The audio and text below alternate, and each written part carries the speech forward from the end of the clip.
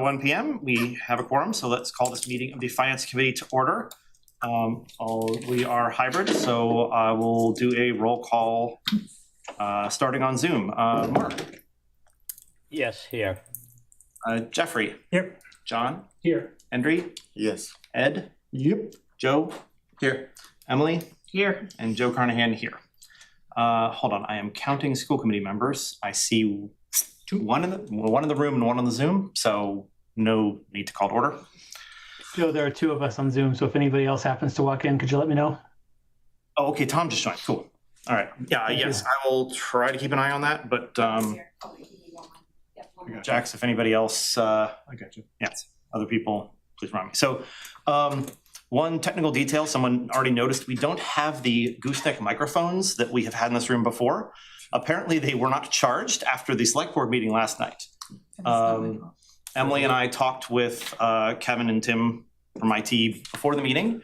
That microphone on the ceiling is picking us up, and based on our tests, seems to be working fine for people on Zoom, and that's supposed to be the same audio as RCTV. I'm getting a thumbs up on Zoom, that's a good sign. So what it does mean, though, is there's no in-room amplification.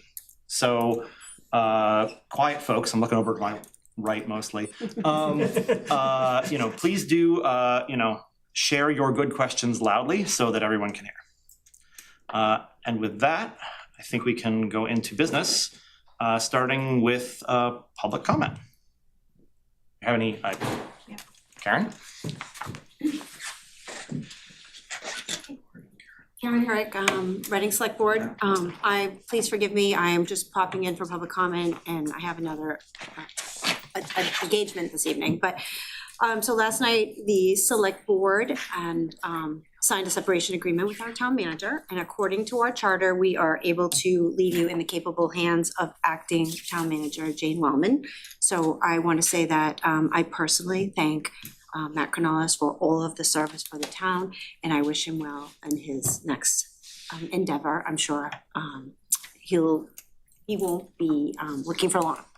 And aside from that, I just wanted to let you know there were 2 things that came up with the select board last night that I wanted to make you aware of. One was that Mater Cabin, the select board seems to mostly be on the same page about this, and we are very concerned, and as our residents who showed up last night, that it remains closed. I'll let Jane and Sharon fill you in, but that's gonna require some money one way or another. So I just wanted to let you know where we discussed it last night. And the sooner rather than later, it has been closed since September. Pushing the major season and yeah. And then the second item was there was an item on the warrant regarding creation of a stabilization fund to be populated with revenue coming, lease payments coming from Burbank Ice Arena. And there's some, we're not all in agreement on the select board. I would like to ask Finance Committee and staff to talk a little bit more about what are our options, what is best practice, because I just reviewed the most recent Burbank financials, and there is no rent coming, and last year there wasn't any. So I'm sorry, and the stabilization fund could potentially provide funds for unified sports. And I do understand that that is something our residents want, and none of the select board members have any concern with that. We're just concerned about the mechanism. We want it to be appropriate to our current budgeting scenarios and for it to be reliable and make sense. And that's it. So have fun tonight. Thank you. Thank you, Karen. Any other public comment here in the room? Nope. I don't see any on Zoom. So next on our agenda is liaison reports. Folks on the committee who would like to report on their respective associations with other committees and so forth. Anyone want to go first? Ed? Sure. From the Killam School Building Committee meeting, we had our last meeting on February 9th. And again, apologies for last meeting, I didn't have an update, but hopefully this kind of hits most of the highlights, and I think we have an agenda item also on here. So I think we may end up being duplicative here, but first part, early package for the electrical switchgear and generator, those bids were due in January. They've come in under budget, under anticipated budget. The construction bids are going to come out at the end of next month, end of March. With a goal of, that's when it opens, I'm sorry, with the goal of actually having a contract awarded by the end of May. And with building to start, this summer. 90% construction documents have been submitted to MSBA as of earlier this month. Let's see, earlier this month, we also had furniture fit tests for both Rise and for Killam Elementary. And I think, hold on, actually, I have one other thing here, I'm sorry.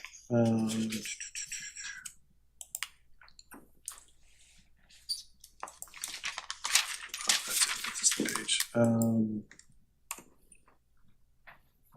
Oh, no, I mentioned the 90%, did I mention that we submitted to SBA too? Did I write that down? We submitted our documents to MSBA earlier this month. So those were the main items that I had from Killam. Yep, and then the only thing that I'll add just from the select board, and this is no disrespect to you, Jane, I find the timing of this from a select board decision process to be very untimely, given that we have, I just gave the report on Killam, what we have going on, another building project as well. I just find that we need more transparency on the decision-making process that is made. This puts the town in a weaker position. I can speak just specifically on Killam. Matt's involved, with just about everything that happens on that project. Again, he doesn't do it solely. Obviously, there's others that operate on that. The town is facing a pending override decision, and to be put in this position now is unfortunate at best. And I have little. Well, I'll stop there. I probably overextended. I probably overextended. Not 100% of that was a liaison report. Yeah. So yeah, you should probably wrap it up. Yep. All right. Cool. Who'd like to go next? All right. So Karen probably gave a lot of the updates that I was going to mention, but one thing I did notice last night, probably tied into her updates, is that they did not pass the warrant to go to town meeting. I think the vote is being delayed. And I believe it was because of a dispute with Article 14, but I don't know if there were, I think there were further, you were gonna look into the snow shoveling. Was that on that? No, I'm that's not sorry, on that the wasn't on the warrant. warrant, but there was something else that was gonna be, It's a park, there's some issues with the park grant, maybe that was it. but they were just previewing it, so they're going to close it and approve it on the 10th. Okay, so that wasn't the time that they were going to Yes. vote on it, they were Yeah. previewing it. But there seems to be, and as they mentioned with the Killam, there seems to be this issue about what is the meaning of the fund that, town meeting was trying to have created. And I'm getting a sense, not that this is our concern, but that someone is gonna have to resolve what the difference is between unified sports and adaptive sports and what this fund means. I don't know that it's gonna, I feel like the terms were getting used interchangeably. Sure. And I'm not sure, going back to what the town meeting intent was. Anyway, I don't know if it'll all change before it comes to us. But that was just that update. All right. Who wants to go next? We're gonna hear plenty from the schools. I was gonna say, we're in here plenty from schools, so Jeffrey gets the night off. Nothing? So, following my last report where I said that the CPA study committee was about to present to the select board, well, we did. I think it went well, definitely a lengthy discussion. Good comments and questions, both from the select board and residents who were at the meeting. So I think we've discovered a few minor, not like content, but details to correct in the report. So we're going to meet again to do that. But we submitted a warrant article, which the select board, has to put on the warrant any article that's submitted by another committee. So this is going to town meeting. Anybody else? I try to save myself for last, but if anybody thought of something, give them a chance. All right. Next on our agenda, the committee asked last time for updates on the bid process for Killam School and Recal and any other capital projects that might be relevant there. Sure. So, Jane, you want to? I have some stuff for you. Please. I think Ed did a great job on where we are in Killam so far. He nailed all of that. We have the switchgear that came in well. It's now in pre-qualified sub-bids. All of the sub-bids have to be vetted. We're using a platform called Bid Docs to get all the reviews. We have a pre-qualification team. It's actually kind of a bit of a heavy lift for that team to go through and look at all of the pre-qual documents. And then those will go, all the qualified sub-bids will go to the general contractors who are bidding. And the generals also get pre-qualified to make sure that they're qualified to do a project of this size, that they have the capacity to do a project this size, that they are experienced in building schools of this size for this budget, et cetera.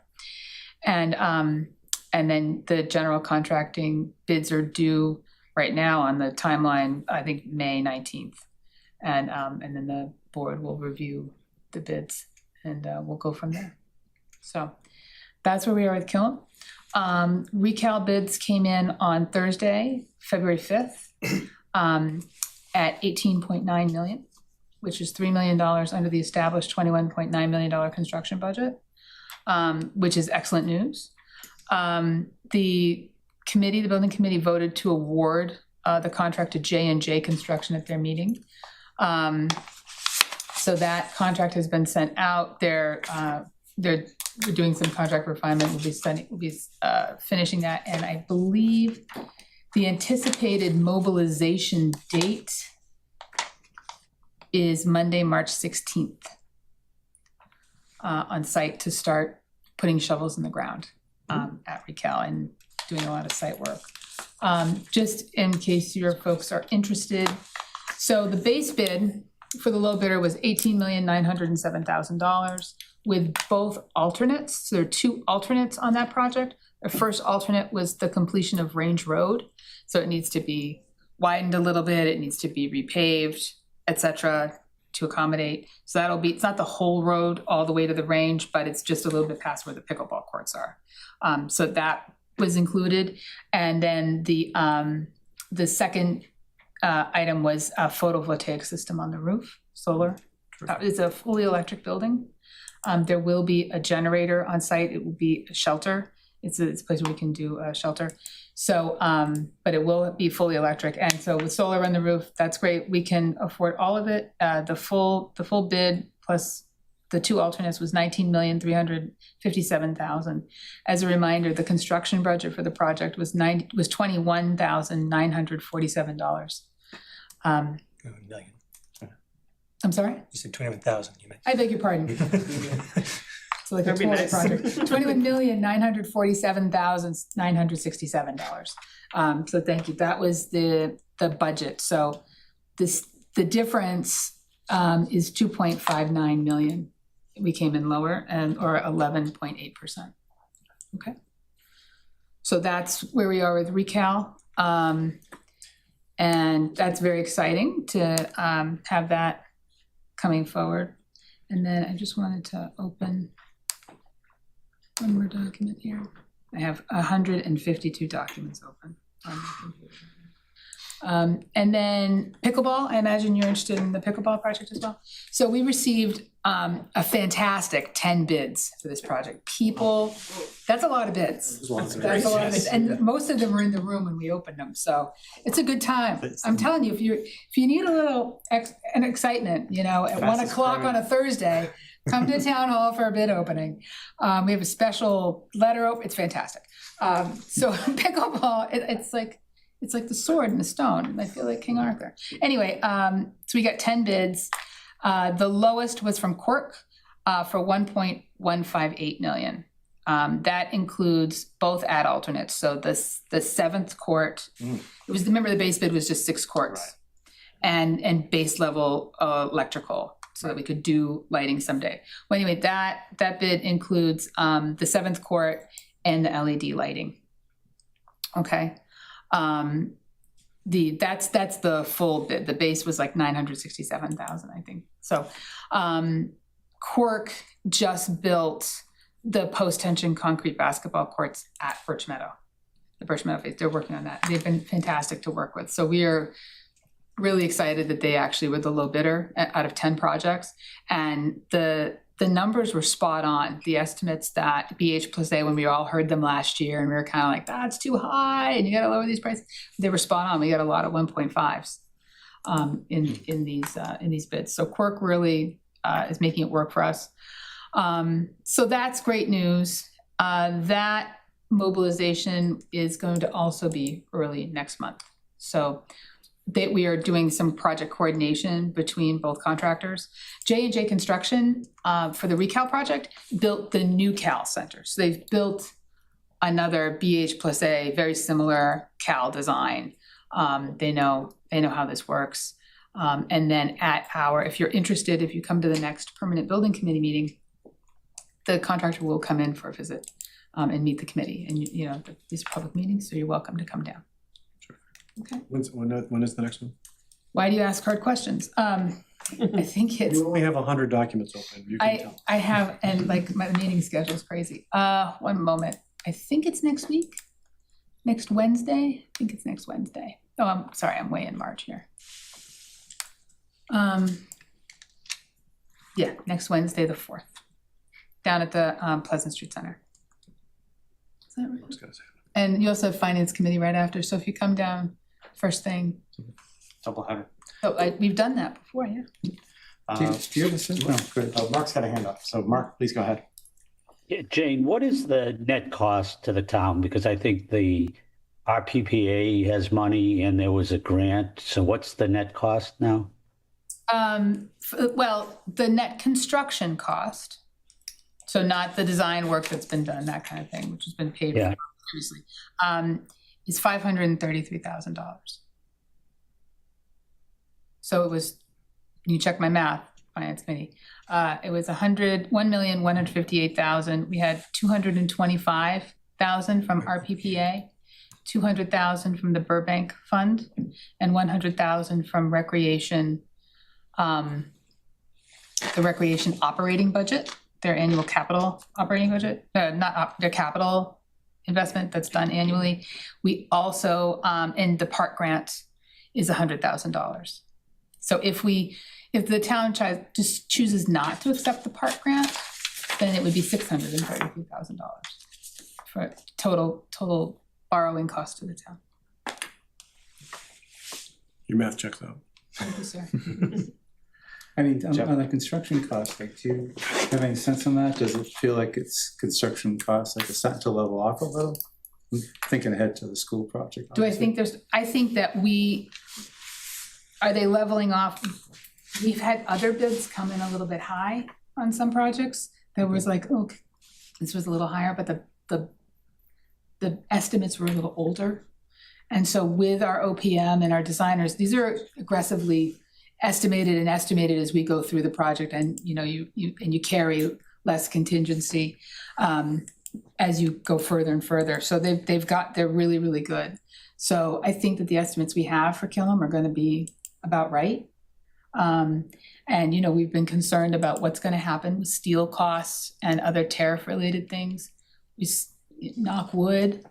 We seem to be we're okay. I mean, we were coming in under budget. I mean, my favorite thing to say, and Ed will tell you, is on time and under budget, on time and under budget all the time. And we are doing that on both of these projects, you know, pickleball and recal. And so far, that is also true with Killam.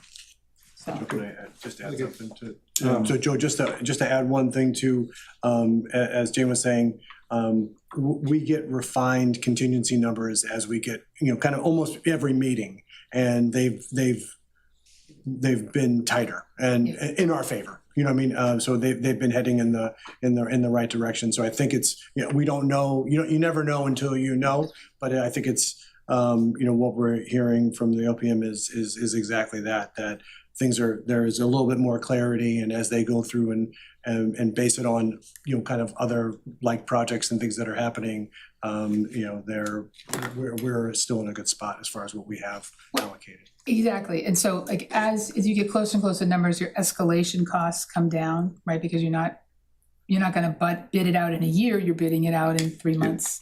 So your escalation. It's more predictable too. Exactly. Yeah, exactly. But we've approved the budgets at town meeting and at the ballot for X amount of dollars. So basically it just gives you more cushion, right?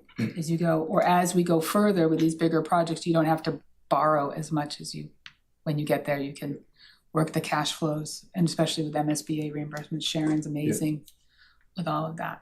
And how was it like recal approved? Like, I forget the number, like 27.9 or something? If we go over like the non-construction costs, right? Say if I don't want to jinx it, say if that really was higher than expected, right? Mm-hmm. Town meeting only approved.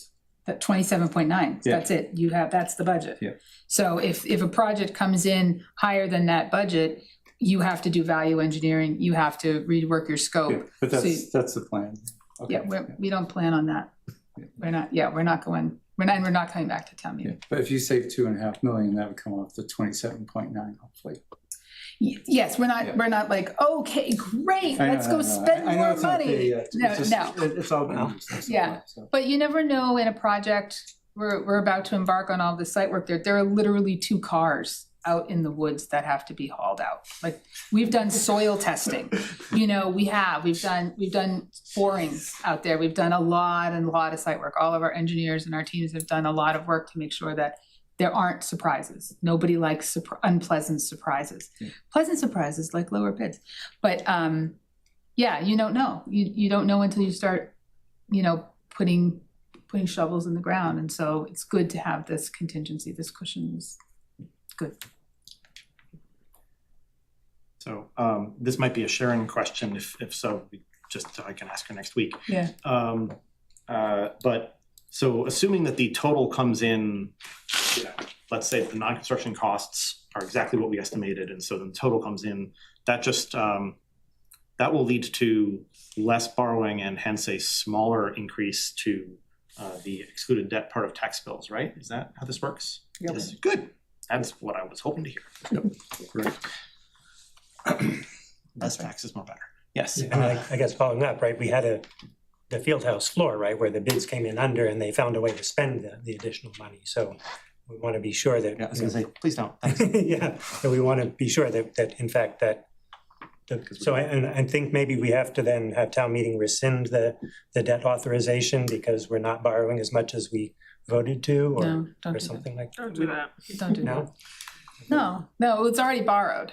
So not all of it's borrowed. Yeah, I mean, not all of it's borrowed because she was doing it in multiple tranches, is my recollection. That's correct. Yes. So just don't borrow as much if you don't need to. Well, Sharon would repurpose that tranche, right, to similar type projects. If I mean, had to, worst case. yeah, I think there'll always be some money left over in the budget, right? Because we're not going to end it on, you know, we're going to pay all the bills, and then there's still going to be some money there. We're not going to have it perfectly. We do get cash flows, but these projects have public building committees, and the meetings are all public. And so if there are decisions that are made to, you know, okay, well, we hit ledge and we're going to have to blast, that's going to cost more money.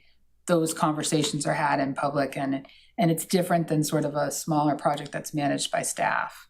And the language that we use in town meeting to sort of identify that. I think we had a really good conversation here last fall about making sure that we're able to answer those questions and like, okay, if we come in under budget, what other things does this project really warrant?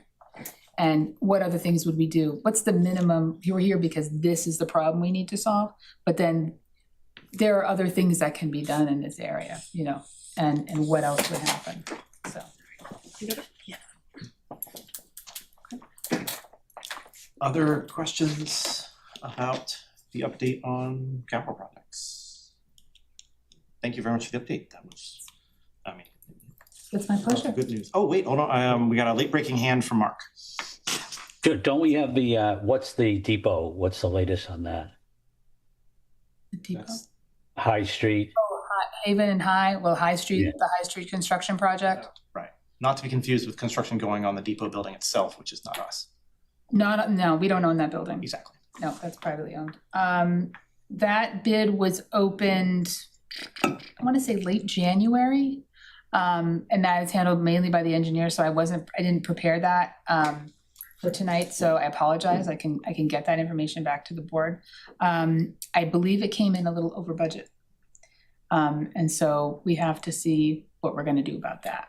We redefine the scope, or do we have money left over from other road construction projects we're doing this year? So Ryan Percival is managing that process. All right. Okay. Anything else on going once, going twice? All right, going on to the sort of headline show, which is the school department budget presentation. Tom, I can't. This is even Tom is not tall enough. Even Tom is not tall enough for me to see him behind the podium, but he is back there. We are here hiding behind the podium, ready for the headline show. Yes. Good evening, everyone. Nice to see you. Phil and I and Carla, and I think Tom is online, or Sean's online. Sean both. Excited to present the FY27 school committee recommended budget tonight. Just like to open up, as always, to thank this committee and thank the entire community for both the financial investment and all the other different types of investment and support partnership of our schools. I think everyone here knows that this is a community that deeply values, appreciates, and supports public education. So just a huge thank you to all of you for your leadership and in supporting our schools. So I will start tonight just a high-level framing of a few things around the budget, turn over to Phil, who will dive into some of the nitty-gritty, and then also we'll open up to questions and dialogue conversation. So on the last slide says steady as we go. I think if you kind of click onto the next slide after that, you'll see what we mean by that. Kind of the big headline being level funding of non-personnel, also level service on the personnel side. So you'll see no recommended additions into the budget, FY27 budget on the staffing side. Next slide. You'll see kind of as additional context, given we said steady as it goes does not mean that this was an easy budget for the administration or for the school committee. What do we mean by that? Budget process started back in October, meeting with town leadership and Sharon. If we were rolling over everything, programming, staffing, services from FY26 and FY27 into where we are now, of a 2.01% increase, there was about an $800,000 delta. That was a number that sort of when we worked with town leadership, we knew this year is really tight on the town side. We know the next couple of years are really tight. And on the school side, we wanted to be, as strong of financial stewards as we possibly can and sort of request and ask for what we thought we could do on sort of the tightest and thinnest of margins that we could. So the 2.01% increase, you'll see, you can imagine that that's challenging to have a 2% increase and maintain level service. And we'll get into sort of how we did that. But I'd just like to, again, especially with teacher contracts next year, 4%. So that just was a tricky number for us to hit. So we'll be hearing a little bit tonight of sort of how we hit that and how we went about that. A couple of just points I'd like to make as we, look at that 2% increase.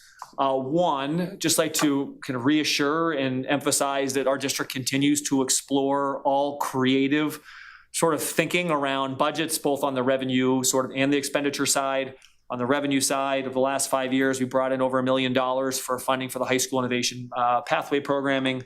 Two, we're now up to about $400,000 annually in school choice funding. And you'll see in the budget also an significant increase in tuitioning students in for some of our in-district special education programming. So those are just a few examples of things on the revenue side. Also on the expenditure side, you'll see a few things tonight, but also trying to, especially on building up our in-district special education programming so we can better support our students in district the best that we can. So that's one point just on that number. The second point we'd like to make is that 2% increase, it did require us to be creative around a couple of levers that will eventually run dry in the budget. We know that sort of town and schools are looking ahead to some tighter years, and we had to start to make some of those tough decisions in this year's budget. You'll see a biggest one for us this year. We, over the last few years, have used a sort of 1-year lag on school choice funds.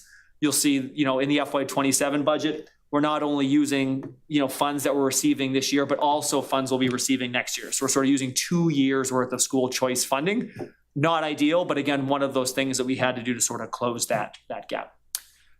Next slide. So another piece, as you know, kind of comprising our budget, overall budget, almost 54 million operating funds, a little under 6 million on the special education accommodated costs. I'm going to weave in some of my answers to some of the questions you emailed, just so if you asked about special ed accommodated costs, as you know, out of district special education costs are included in the special ed accommodated costs or make up special ed accommodated costs. That number is a significant decrease from FY26. Why? I think primarily there's like two big factors. One being we are starting to be able to keep more kids in district, which is really encouraging and exciting. And we also, historically have had a couple of contingencies built in the budget for students who we thought we would say are like strong possibility that they may need sort of an out-of-district placement. This year, we've reduced, those contingencies from the budget, knowing that we have a special ed reserve fund that we've built up to over $600,000 now too. So we think we can have a little bit of a backstop now with the special ed reserve fund that maybe historically we haven't been able to have because we didn't have that there. So that's why that number looks, significantly lower than it has in years past. So that's a little bit just like high level of where we are going into the budget. And then Phil will bring you into the a little bit further into the weeds on some of the numbers.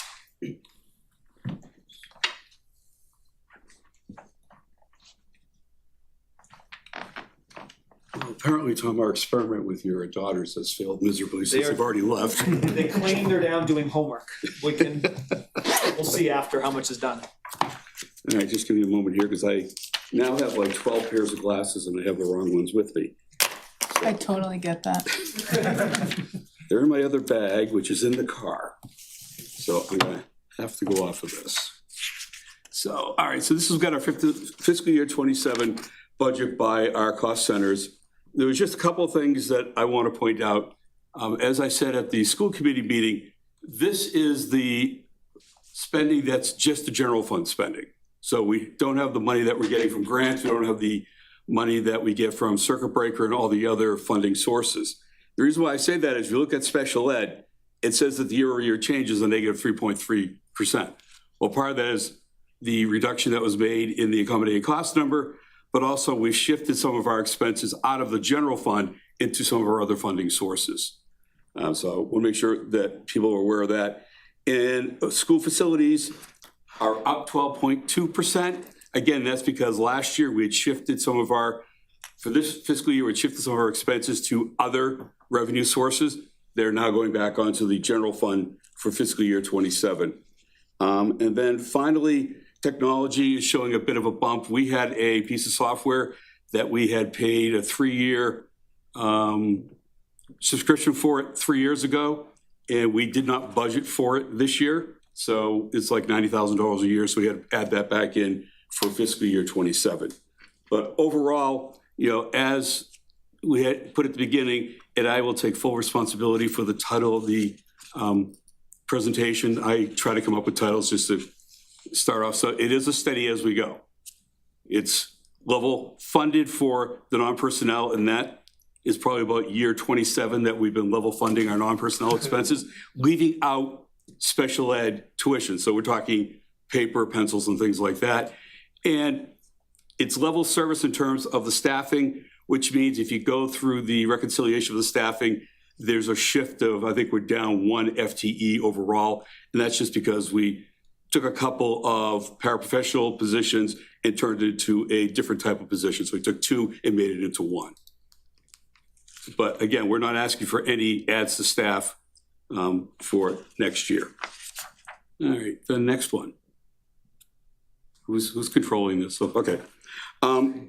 So this is the budget just showing up by percentages. And again, historically, we're still floating along about where we are. Again, special ed looks like it's down from 33 to 31. But again, that's just because we're shifting some of those expenses off of the general fund onto other revenue sources for that. But overall, we're staying consistent in terms of what the percentage makeup for each of the cost centers is to the overall general fund budget. And the next one. This is the one that you need a magnifying glass for. This is just something that we added last year. It reconciles the FTEs, just so you can see what's going on. One of the things that we did is that we moved 4 para positions off of the general fund budget down to the special ed budget. And so that's why overall it looks like the general fund is down by 3 positions, which it is, because we've moved 4 positions down to the special ed budget.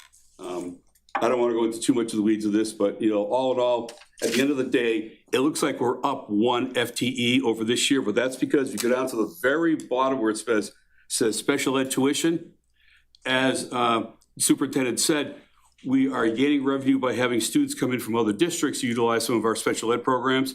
We had 2 students come in this year, each of whom required a 1-to-1 paraprofessional aid. So we added those in. We don't pay for it. We charge that back to the sending district and they pay us for that. But that's why overall the FTEs, that's the way it looks. All right, the next one is just the pie chart. Showing again, if you add up what we spend on special ed and regular day, that's just about 90% of the overall budget in terms of the general fund expenditures. All right, on to the next one. Other funding sources. Just want to make sure that I leave any of the questions out so far. Okay, so first one we have here are the offset summary. We did get one question about whether or not the usage of both athletics and other after-school programs have recovered from the pre-pandemic numbers. Athletics have. For last year, we had 1,294 students who participated, and I went back as far as fiscal year 16, and that year was 1,285. So, we had a slight dip and it came back up. We do see a drop is in the other programs, particularly in the plays that are put on. The number of students involved in those has gone down, but a lot of that's being driven by the type of shows that they're putting on. Don't need quite as large a cast or quite the number of workers to work on them. So overall, those have gone down from about 450 back in fiscal year 18 to about 275 last year. Again, it's mostly being driven by the shows. Going here in terms of our offsets, the first one I want to talk about is the full-day kindergarten tuition. For fiscal year 26, we're using $430,000 of what was left in our full-year kindergarten fund to offset expenses for this year, and the remaining $128,000 will be used up next year. So at the end of fiscal year 27, there will be nothing left in the kindergarten tuition fund. That will be gone. You can also see, you go down the special ed tuition line. You'll see that for this year, we weren't anticipating having any tuition to use as an offset. We are anticipating about $140,000 for fiscal year 27. And then for school choice, we're anticipating using $252,500 for this year, which is actually fiscal year 25 money. For next year, you can see that number looks way out of alignment. It's up to $984,000.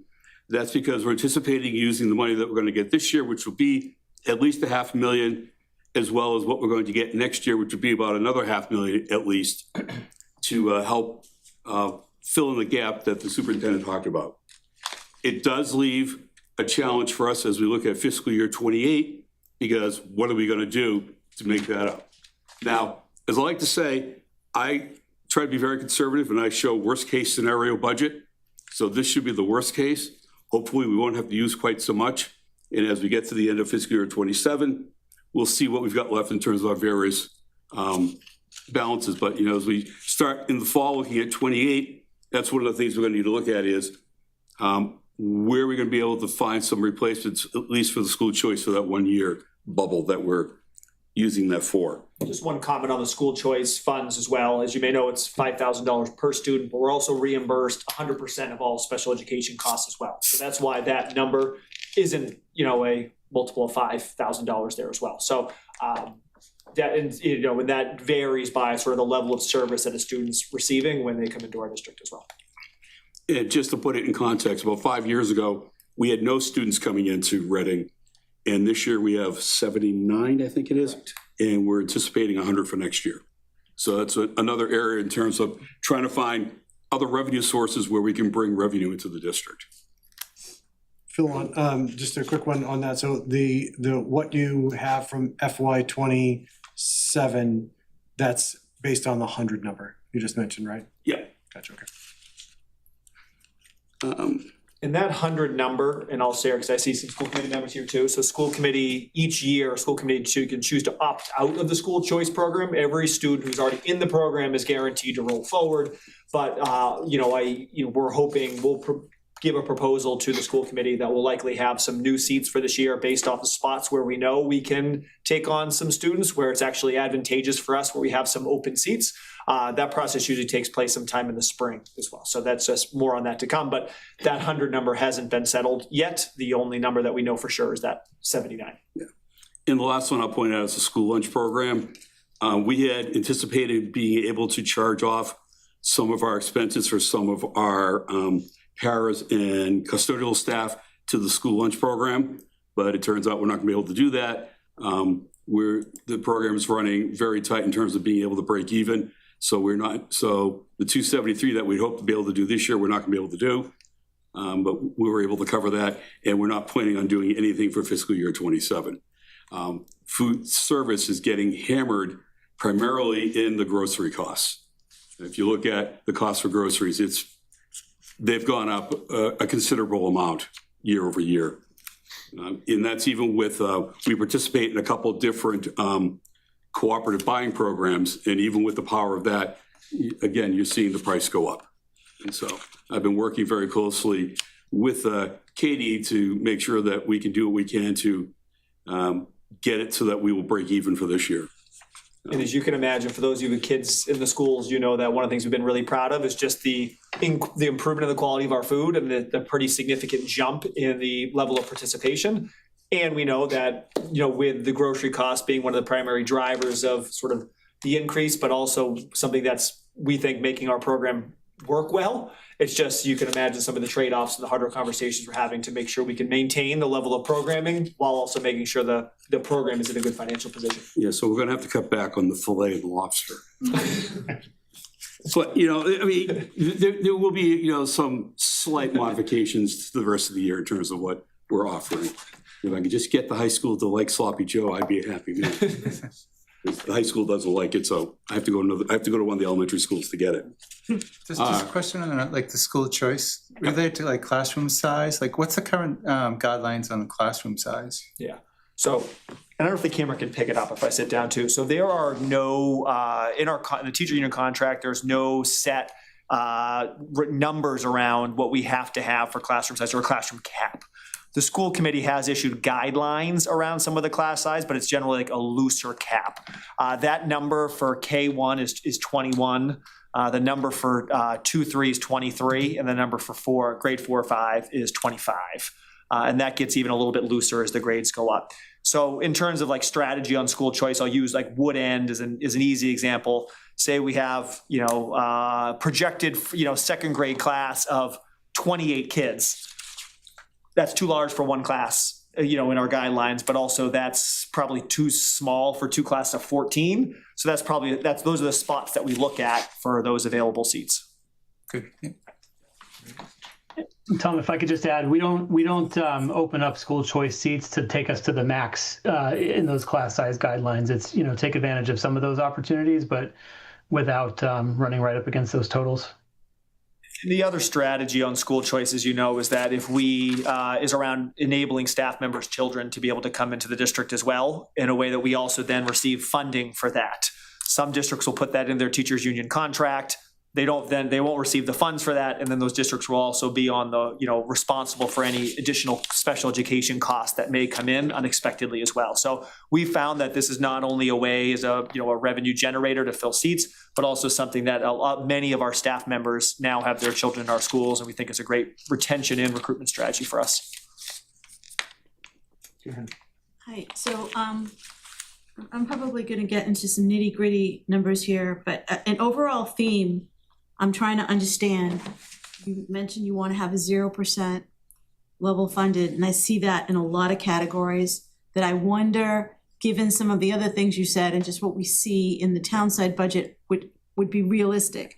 For example, you talked just a minute ago about the increase in costs in food, but yet I see 0% level fund for facility supplies. Why wouldn't you think that there would be inflation costs there as well? And in some other categories, and throughout the budget, I've seen a 0% increase in subs. And I guess that, I don't know whether we think each year there's gonna be more or fewer subs, but that's just like one part of my question is, I appreciate that you're trying to keep things 0%, but what's the fallback position when some of these categories, which we see on town side, are going up? Like you don't have 0% in tech, you have a lot of, what I would say realistic increases for licensing costs in tech. So I'm just wondering, and then I have more questions, but I'd like you just to address the optimistic 0% I see in a lot of categories. Well, 0% obviously is not ideal.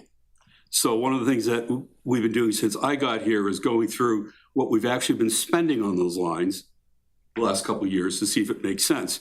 So one of the things that we did for this year is I had all of the principals go through the budgets, and because we were just rolling the budget numbers over for the last couple of years. And I said, go through and actually put realistic numbers for what you've been spending. And so we went through and looked at what they'd spent the year before and put it in.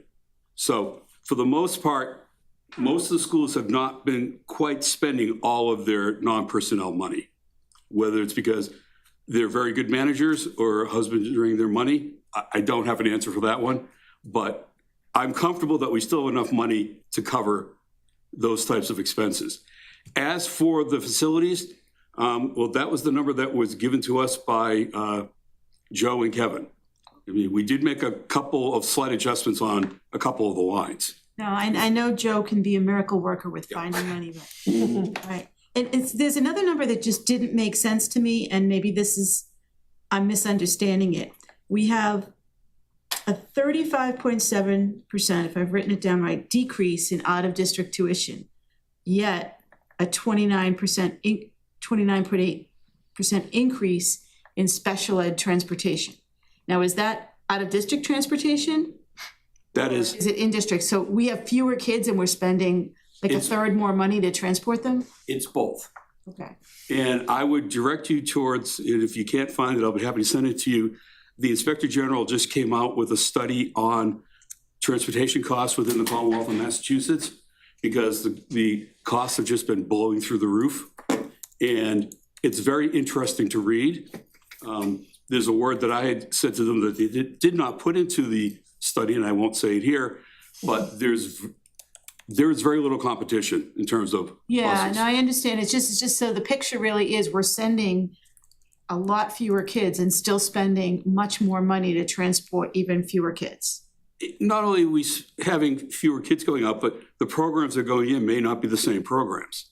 I could have a student who's costing us $400,000 leave, and then have a student come in who's only $200,000. So my overall budget's going down, but I still have to transport those kids. So we got to look at both sides.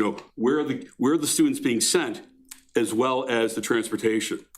I mean, altogether for fiscal year 25, we transported out of district was about, and I know I'm going to be slightly off, I think it was around 53 students that cost us almost $1.5 million. And in district, we had, it was 61, including rides, and that cost us about a little short of $500,000. I think I've got my numbers right, but I'll have to So that's bringing a kid who lives like the south part of town to a program at a different school. If their IEP calls for it, we have to provide them the transportation. Okay. And I guess the last question, there were just some random items that jumped out at me. I could see elementary curriculum up and high school down and such, but I saw a 40% increase in furnishings. So, but yet I always see us getting rid of stuff like, that isn't for the new Killam School. I mean, what is that? One of the, I'll call it complaints that I get from the principals is they don't think that if they need to buy chairs for one of their classrooms, it shouldn't be coming out of the operating budget. It should be coming out of a capital budget. So again, I've asked them to reshuffle their money to what they plan on using it for next year. I know one of the schools is planning on buying, I think, new tables for the cafeteria, if I remember off the top of my head. So that's where you're seeing some of that going on. In terms That's not a capital expense because they last a long time, no? They do, but what was explained to me, and I could be totally wrong, we haven't really done it that way in terms of these, because they're really not necessarily a big expense.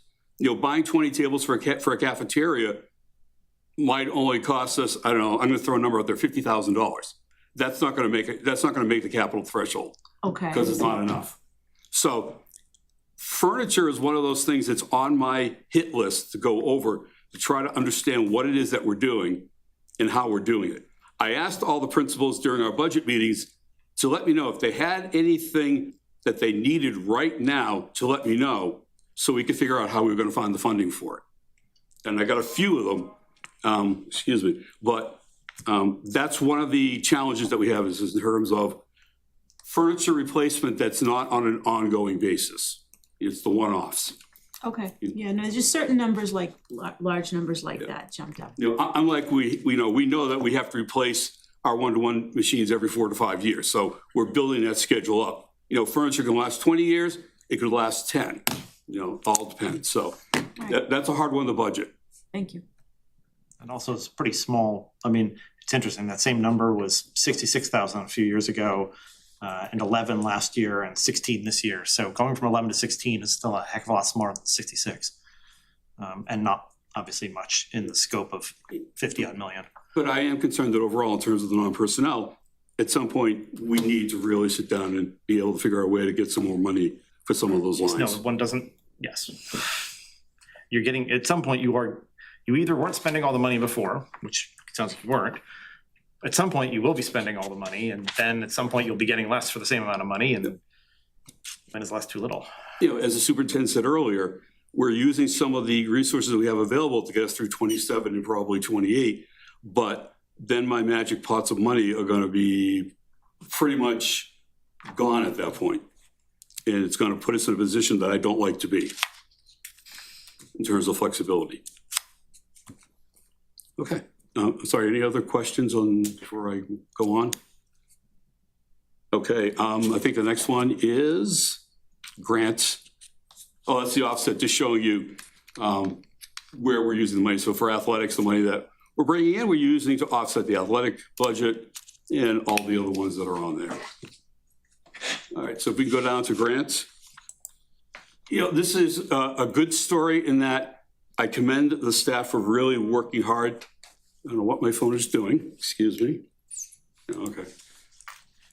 Really working hard to find new grant opportunities and doing a great job bringing those in.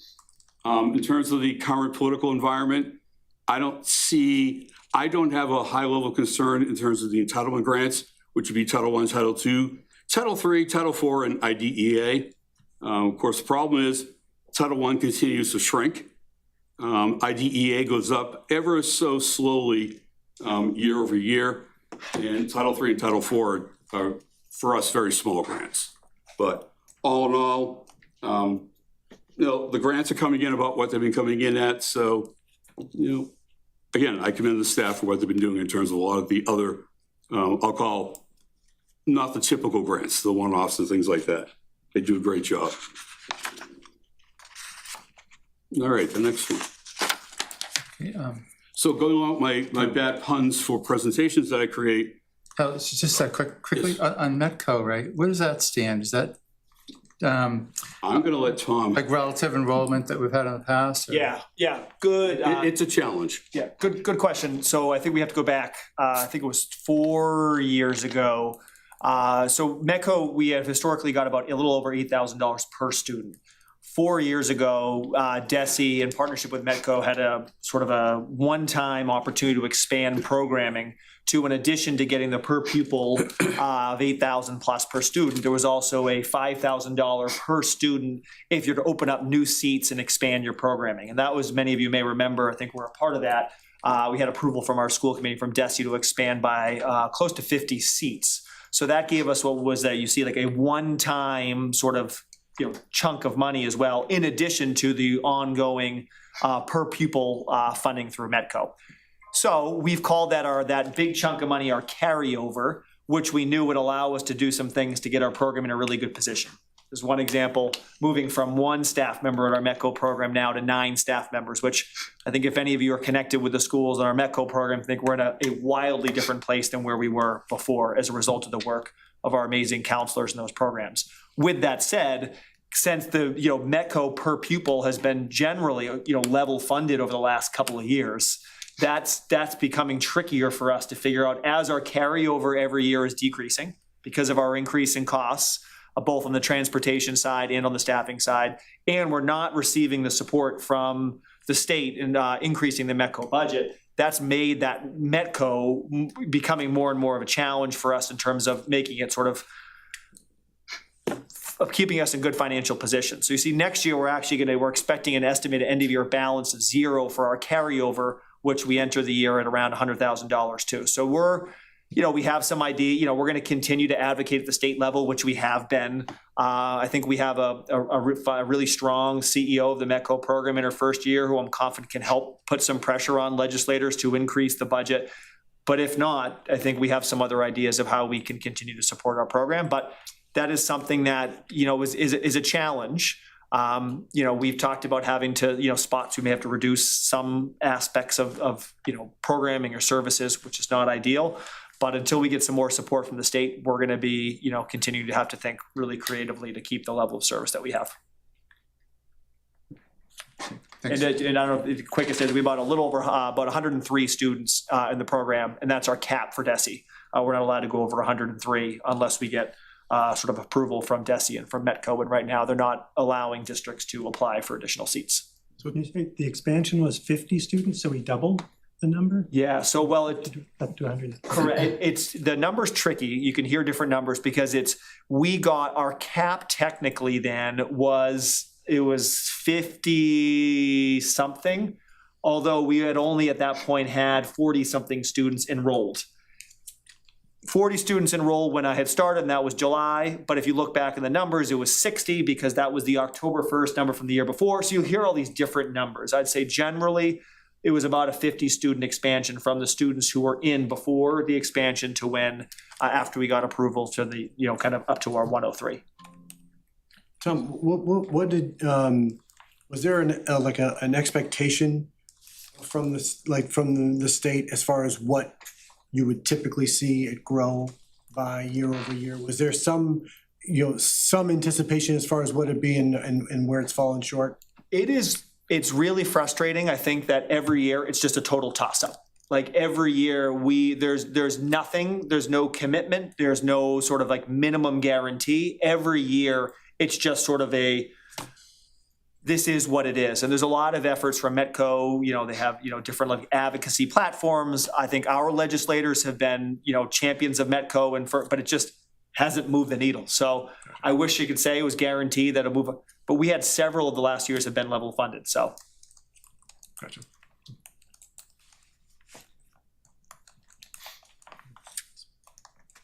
And METCO is another example of very expensive transportation, and we only get one bid. All right, so quickly. I'm sorry, do we manage that bid or does METCO manage? No, we are responsible for the transportation, and we have to pay for it out of the METCO grant. Got it, okay. All right, so continuing on quickly with my bad puns. I've done 2 presentations to the CPAC folks since I got here and trying to give them some background in terms of special ed funding and things like that. So I called it the rest of the story, so those of us who are old enough know to whom I'm referring. If you don't, you're much younger than I am. We can just go on to the next one. This was just one that I was showing them what makes up our overall spend on special ed between the general fund, circuit breaker, and grants and things like that. So, because if you just look at the general fund, which is what we're talking about for the most part here, when you see those strange fluctuations in what we're spending, we have to bring in those other funding sources to be able to show what the overall spend is. So that was a big part of what I was talking about with them. And we can skip the rest of that and just quickly go to the capital plan, which is about 2 more slides. Yeah, 1 more. And so here's the capital plan. There's nothing major on here. A couple of things that have been on here. We originally had 90 or 95,000 on here to purchase a new van for the food service program. We took that off and paid for that out of the balance that we had in the food service program. That was taken care of. And I know everybody always asks about what those barriers are. The barriers are, I believe, just the stones they want to put in front of a building so you can't drive your vehicle into the building. And then for the district-wide technology projects, we have been getting 150,000 in capital. Now we're going up to 250, and that's good because our needs for capital, our needs for technology constantly are always there. I mean, right now we're trying to do a wiring project in the PAC? PAC, yep. Yeah, I'm going to get it straight one of these days. And that's a challenge in and of itself. So that's just what's on here in terms of what we had presented for capital items. Obviously, the Killam School project is not on here. Yeah, that's a whole different one. Phil dropped a little teaser around the PAC, just so I know a point of frustration for many town meeting members is the limited Wi-Fi in the PAC. So that's us is trying to get stronger Wi-Fi, not only for big, larger events like town meeting, but also for sort of our own internal school programming too. So that should be in place sometime over the next 6 months, not for upcoming spring town meeting, unfortunately. So there were 2 other questions. You got a couple questions? Yeah, from Mr. McDonough that I did want to address. One was, what do salary increases look like for fiscal year 28? We haven't even started yet for that one. We've got 1 more year of the current contract, so next year will be the negotiating year. And then finally, what keeps you up at night or other areas of opportunity? Well, I think we both have talked about some of the areas of opportunity in terms of additional revenue that we're trying to generate. What keeps me up at night is having 2 students move into the district that have to go out of district. It's going to cost, a considerable sum of money. I mean, that is the one thing that keeps, I think, most business managers up at night is you can't control who moves into your district. And once they move in, we're required to provide, their faith, and that's what we got to do. I think on that, just to give another example, I think we mentioned, school choice is one. We had talked about, tuitioning students, in.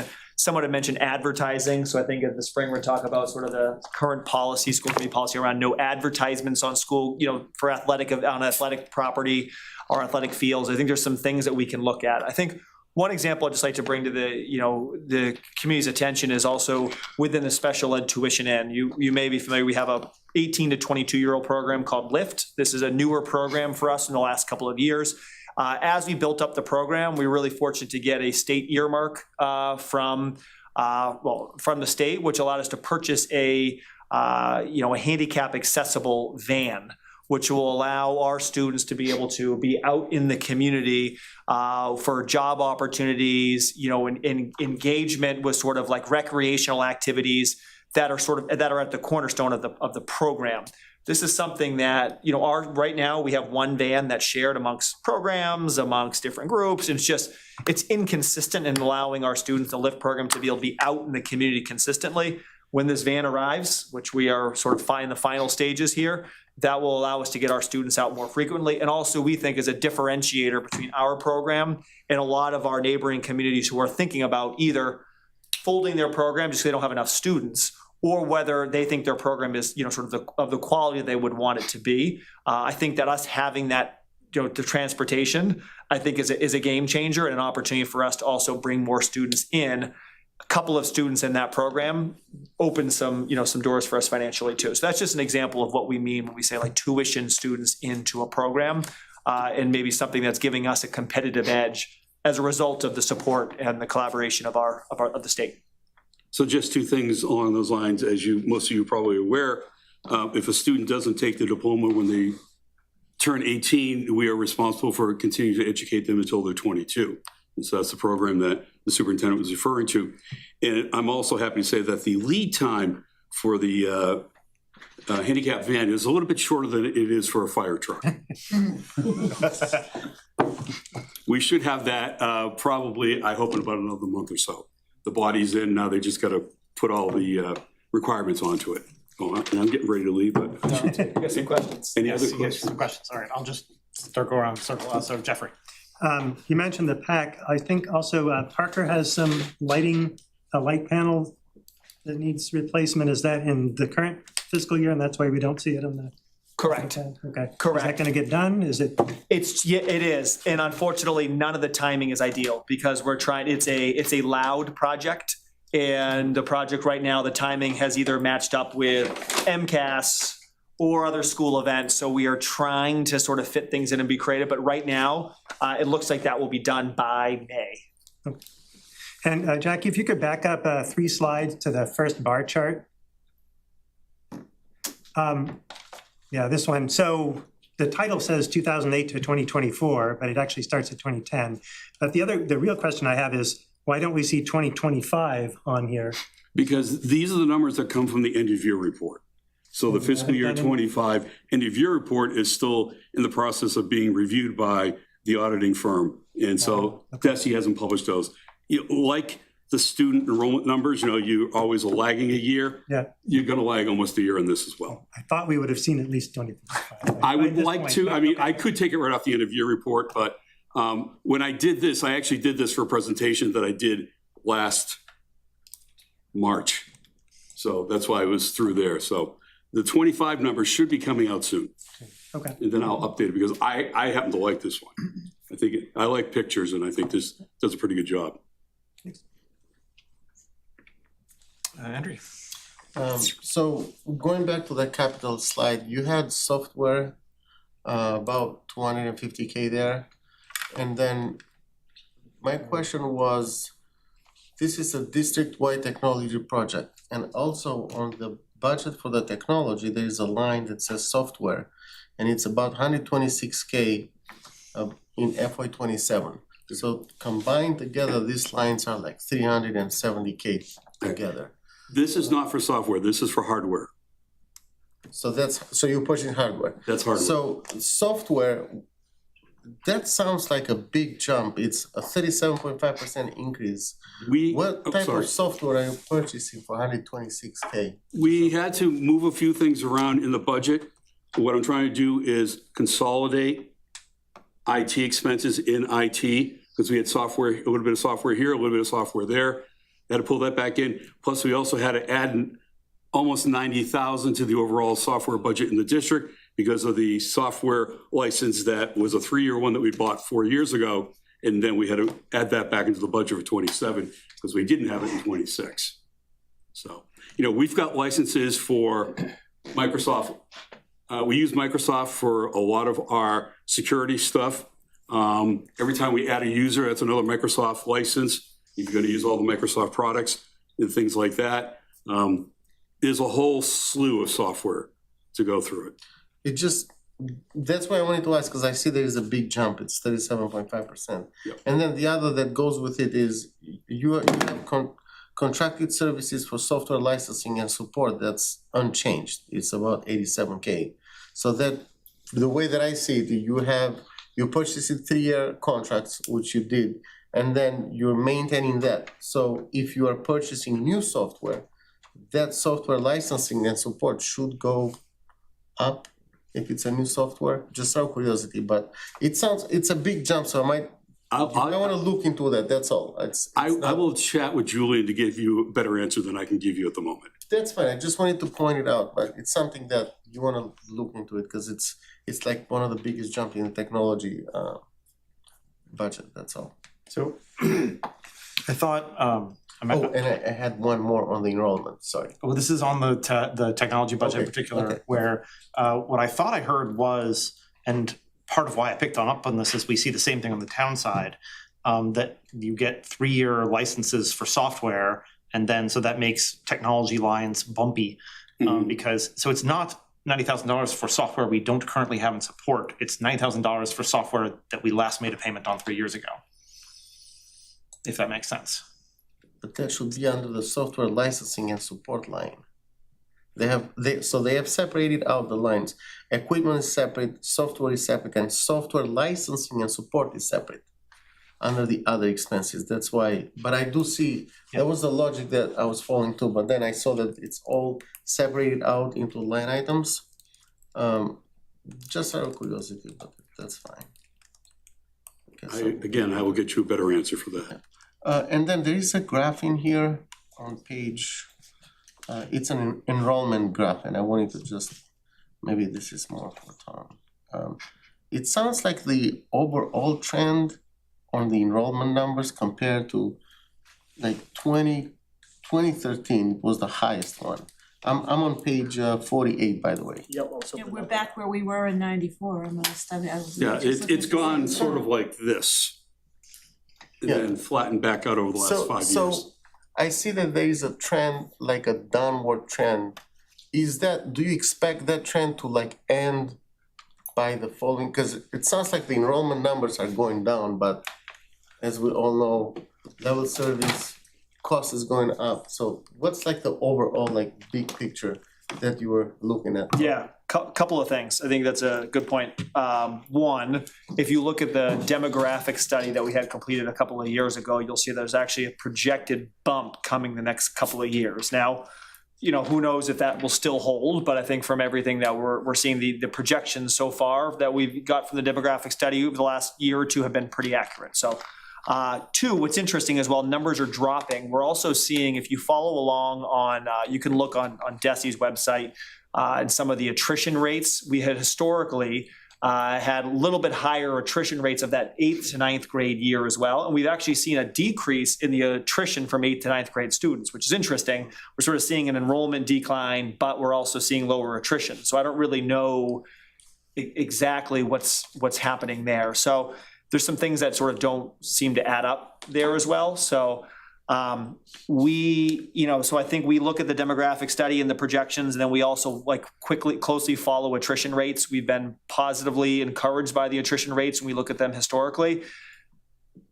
But I have no way to know whether or not sort of over the next couple of years what this will look like. I think since if we were losing a lot of kids, if the attrition rates were higher, I would be worried, saying like there's something happening where we're losing, and it's actually the attrition rates are heading in the other direction. And it's also odd because if you look at the percentage of students who live in Reading, who attend school in Reading, it's still really high. So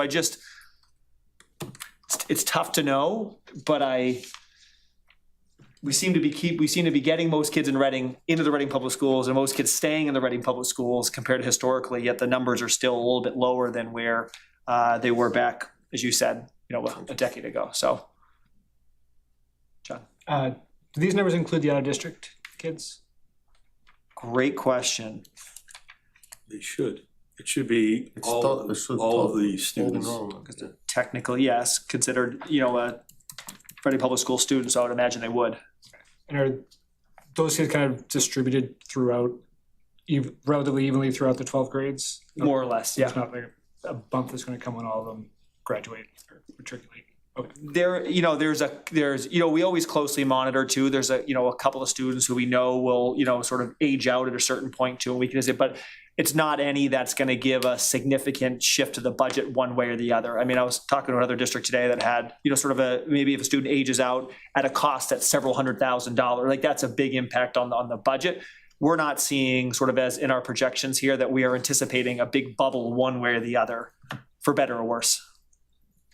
This is more of a comment than a question. One interesting metrics to see probably is cost per student or per 100 student, and to see, kind of compare it from 2014, how much was the cost per student back then or per 100 student, compare it to now and see how much of a variance you get. Just give some insight, but it's kind of Can I interesting. interrupt for a moment? Go for it. I think, well, that's an interesting thing to do. I'm not a big fan of averages. If you go through, there's another graph in there that shows you the demographics of our students. And you'll see that the demographics of our students are changing in terms of the needs that the students have. So while enrollment may be down 100 or 2, the needs of the students that we still have are increasing. Just 2 more slides down, you'll see it's the blue and purple one. I think that Phil's referring to around. this one, Yeah, okay. That's the one that. Yeah. high needs. So as you can see, so trying to compare a student from fiscal year 26 to a student from fiscal year 16, they're not the same student, so to speak. And so that's why it's difficult to do that. There are other things we could try to, make adjustments for in doing that, but I like to look at the demographics. What does my typical student look like now? And I know that our typical student now has more needs in terms of the services, both, like our EL students, special ed costs continue to rise, and also students for whom English is not their first language. And so both of those have gone up, even though relatively speaking, compared to other districts, they're not that high. Compared to what it has been here, they've gone up, from 2% to 12%. I forget which one that was. So that's one of the things we try to make these comparisons. You've got to keep that in mind. Am I comparing a typical student to a typical student 10 years apart? And that's kind of hard to do because it's not the same student. Right, cool, I understand. So. It's just a metrics, I think it's. But if you go out to DESE does have cost per student out on one of their websites. Yes, sir. Is that, or do you want to keep going? I saw, yeah, I mean, Okay. I'm gonna keep going on. Sorry. Go to Joe. That's all right. Yeah, go to Joe. I mean, yeah, just really quickly, I'm assuming the capital plan is up to date, like in Jackie's, capital plan? Yeah, These are well, that's where I got that from. Okay, so for the fiscal 29, what's the HVAC? I'm just trying to understand like the priority or how important some of these would be. I know they're in 29. I believe that one's been kicked out now, I think twice in the last 2 years in terms of Coolidge HVAC. I'd have to go back and refresh my memory as to exactly what that is. Let me do that and I will send you that information. And is the carpet, is that more just like a placeholder for? I believe that's a replacement? placeholder, yeah. Okay. And then the vehicle barriers, are those like jersey barriers around all the buildings or are they like concrete pylons or something? I think it's more big boulders rather than the jersey barriers because the boulders look better than the jersey barriers. Okay. But, that thing's been kicked out every year for the 2 years that I've been here as well. Okay, and that's for all schools, so it could be cut up into pieces if necessary and spread out. So, okay, thank you. Sorry. I see Sean has a hand up on Zoom, and I'm guessing it's probably in response to something that's already been said. Yeah, just a couple comments. Thanks, Joe. On Andrew, your question, I totally agree. I think so DESE calls that per pupil expenditure, and it is certainly a metric that's available out there. I think Phil addressed well, some of the dynamics over time. I think the other things you have to think about are, in addition to the, do students today look like students 10 years ago? Just some of the dynamics like special education expense, transportation expense that we talked about. The labor market for staff is competitive, both at the administration level and at the building staff level as well. So those are certainly factors.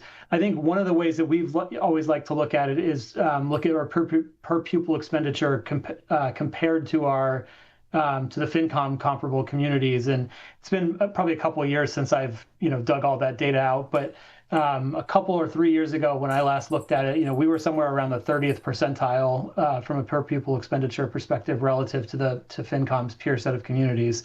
So we've always felt pretty good about the results and the outcomes we get relative to the level of expenditure when we look at like communities out there. Cool.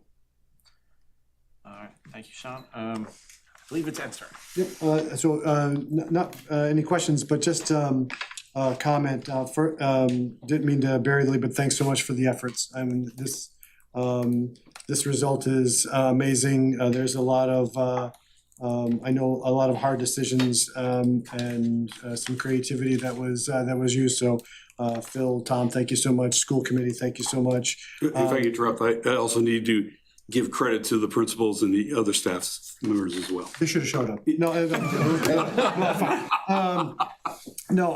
so the one thing that I would say is that there are obviously a lot of again some creativity and a lot of kind of tough decisions so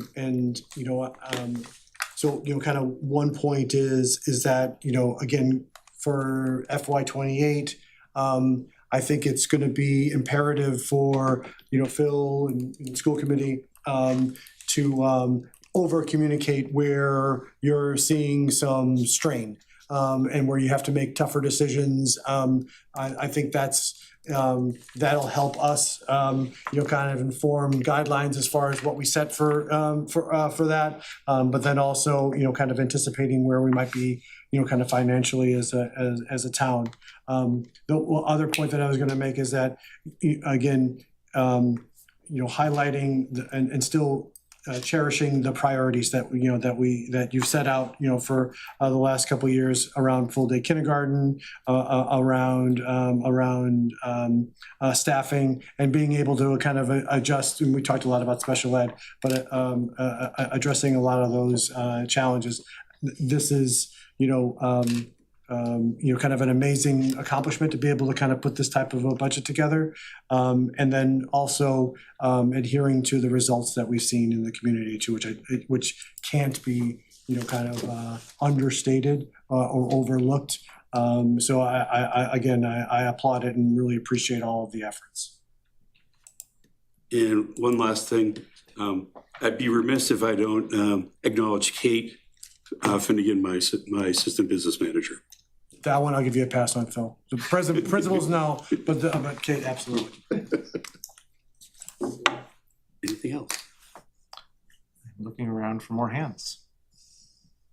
I'm going to back away slowly. Exactly, right. Slowly is the right way. We were promised a presentation by the other guests in the audience. You girls ready? You want to know if you did your homework? They want to know if you really did your homework. You did? You're on the last. Show it up.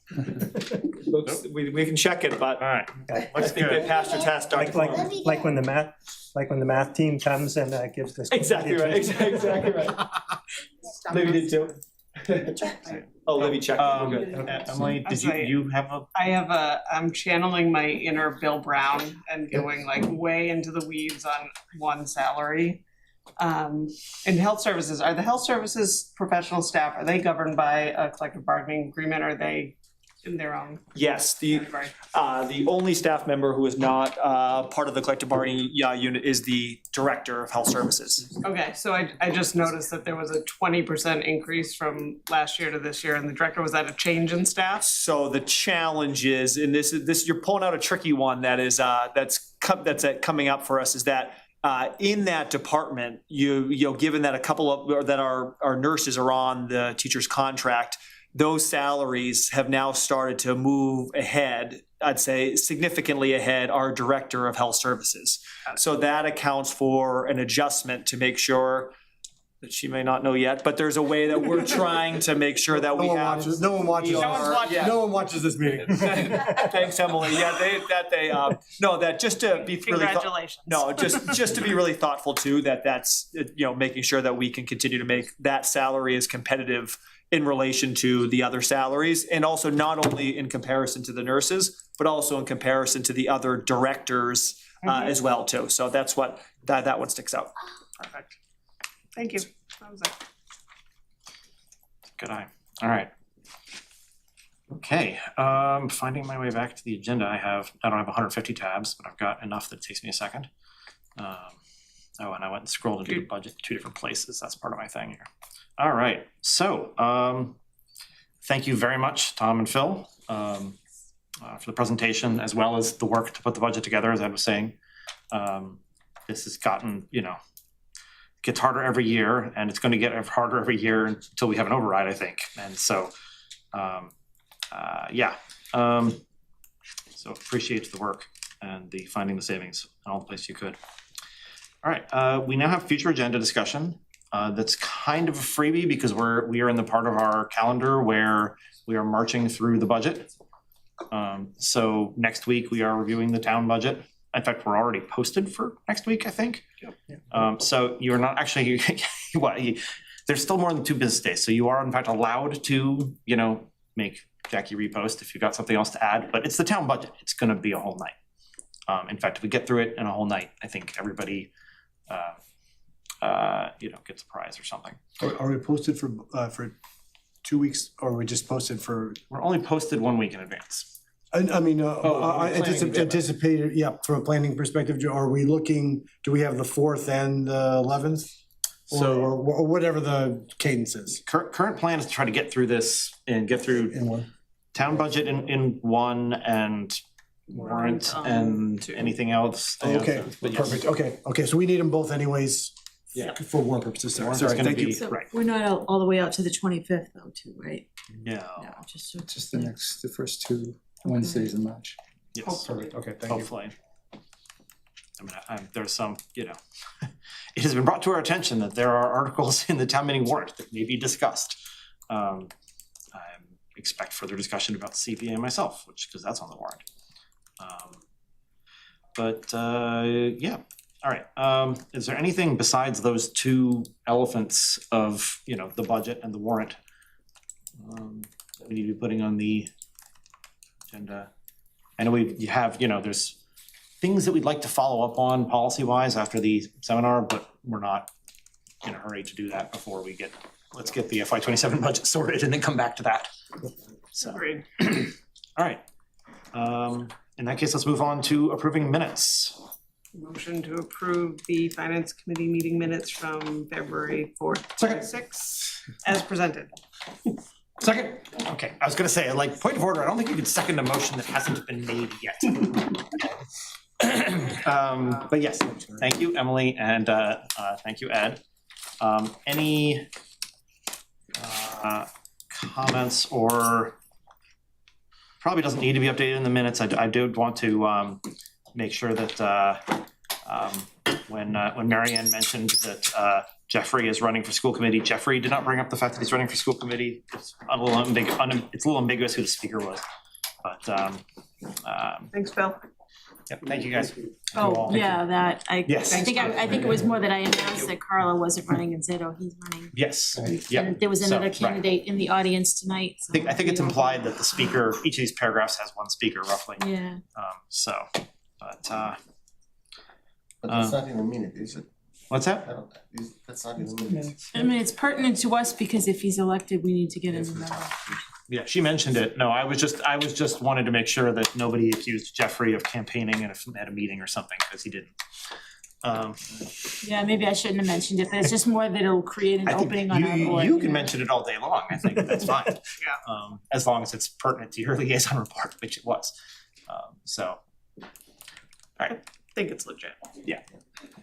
Other. Nope. All right, then not seeing any discussion, we are doing a roll call vote because we are hybrid. So I will start on Zoom. Mark, Yes. Jeffrey, Yes. John, Yes. Henry, Yes. Ed, Yes. Joe McDonough, Yes. Marianne, Yes. Emily, Yes, and Joe Carnahan, yes. motion to adjourn. Wait a second. Thank you, Emily, thank you, Ed. All right, voting, Mark, Yes. Yes. John, Yes. Henry, Yes. Ed, Yes. Joe McDonough, Yes. Marianne, Yes. Emily, Yep. Joe Carnahan, yes. Thank you all very much.